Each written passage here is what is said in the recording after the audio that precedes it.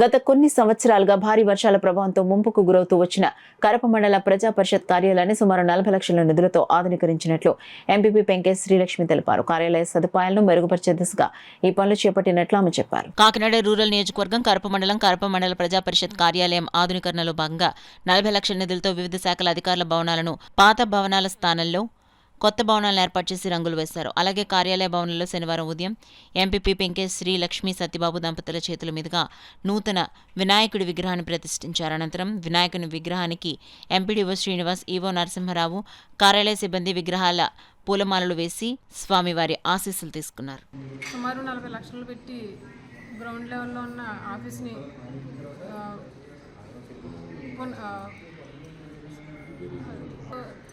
నిమిత్తం చేయడం జరిగింది.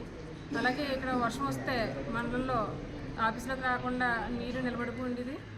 అది వాటర్ బయటికి వెళ్ళిపోయేలాగా చేసి దానికి మోటార్ వేసి డెవలప్మెంట్ చేసాము.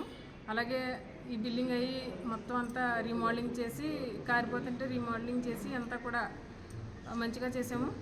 అలాగే ఈరోజు విగ్రహం సుమారు 40 లక్షలు చేసాము. ఈరోజు వినాయకుడి విగ్రహం ప్రతిష్ఠించడం జరిగింది. అలాగే ప్రతి ఒక్కరూ కూడా ఆఫీస్కి వచ్చిన వాళ్ళందరూ స్వామివారి దర్శనం చేసుకోవాలని మనస్ఫూర్తిగా కోరుకుంటున్నాను.